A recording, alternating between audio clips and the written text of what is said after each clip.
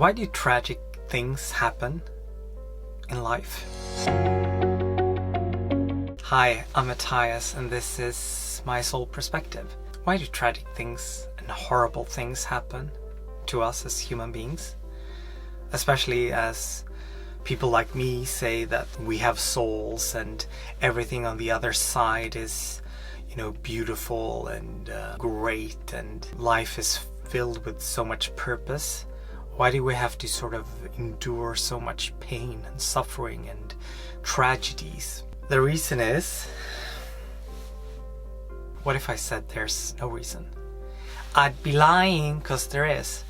Well, the real reason tragedies or bad things occur, well, there are several reasons actually, because we come into this life, we enter this life as willing souls, here to learn and grow and develop as human beings. And this is like the densest way that energy and light flows. And and researchers and scientists know that if you look at, the hardest thing, if we look at this vegan leather jacket, it isn't really that. If you take a close look at it, it's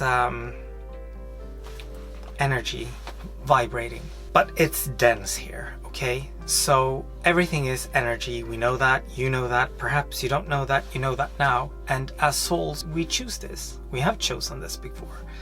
And as we go along in this denser, harder world, also a world of polar opposites. If you have, a good, you have evil. It's always, everything is sort of in between, situated in between these two poles, and they bounce off each other all the time. It's a world of contrast, and that's really how we grow, because how can you learn about your true identity without meeting the opposites? So we're in a world of opposites, and as souls coming from the dandy old soul world, we wanna, believe it or not, struggle and have challenges, because it's in resistance that we grow. Aeroplanes, how do they lift? In resistance. That's what they push away to take off. So that's what we need to do as well. We need to not search out the worst possible situations, because life has a tendency, I think, to gather them up for us. We've had many, many lives, so of course we've accumulated some karma, which means the seeds you've planted, good or bad, they grow up, and you have to reap what you've sown. So bad things happen, number one, because you might have created that mess in a previous life. So if you suffer greatly in this life and you've been oppressed, don't think for a second that you in a previous life haven't been the oppressor, because souls want to experience everything from every angle. So you've been all kinds of things. You've been thieves and murderers and horrible people, quite frankly. And you have the power to let that bad stuff sort of subside by not creating any more tragic happenings in this life, And by doing that, you first have to clear out your own mess.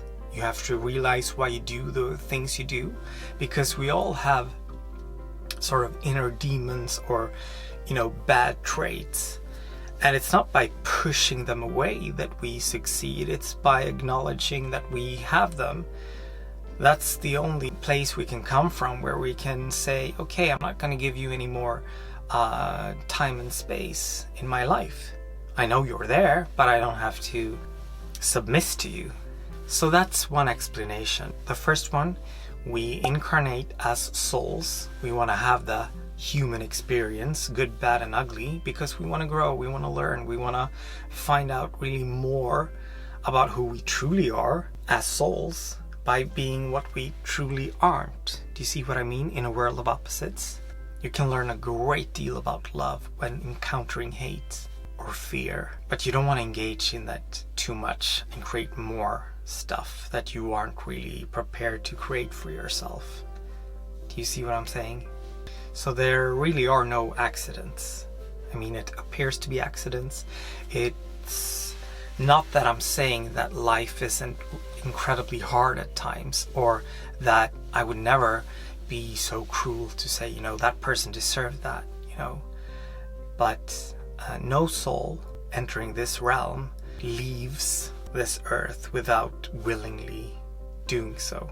From a human perspective, that seems, and the sooner you understand that that's the way it is, you don't need to judge every situation. The soul doesn't judge, it doesn't say good, bad, everything just is the way it is. If you partake in the creating of a situation, you will also partaking in the result of that situation.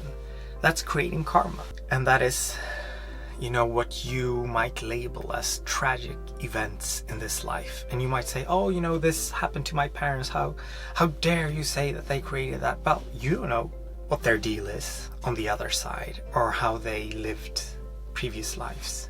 This doesn't mean that we should let bad things happen to people and not intervene or do our best, because that's also karma.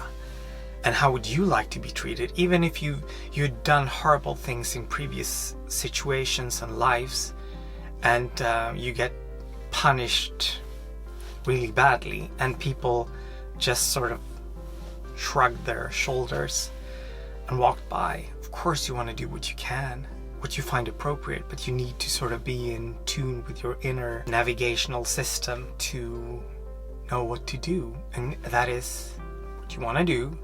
You want to come from a place of love and no judgment, because that's what you want to meet, isn't it? I think really we need to move past calling things tragic. Things may be painful, and we as human beings, souls having a human experience in a society, want to do what we can to make this world as good as it possibly can be. But we must try and apply a deeper kind of wisdom to everything that happens. It isn't just luck or happenstance or bad luck, or it's souls having a huge masquerade. And in this life you have a certain mask that you're holding up. In the next life you may be holding another mask. But if we remove all the masks, we're souls. If we come from that place, I don't think we will judge things as tragic or as meaningless, not understand why things happen the way they do. But it's hard. I have to tell you, we all have our soft spots, and I have to tell you, when I see children or animals being abused, it's hard to find peace in viewing that, but you have to. And when you judge it, it's because you're judging that kind of cruelty, even though you would not participate in it. We are all things, really.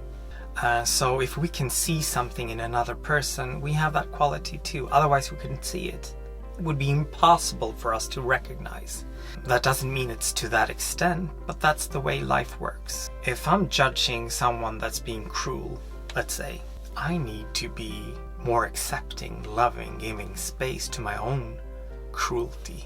Not acting out in it or with it, but recognizing that it's there. Anyway, like, subscribe. What do you find most difficult to not judge as tragic or painful? Please leave me a comment, because I'd love to read that. Bye.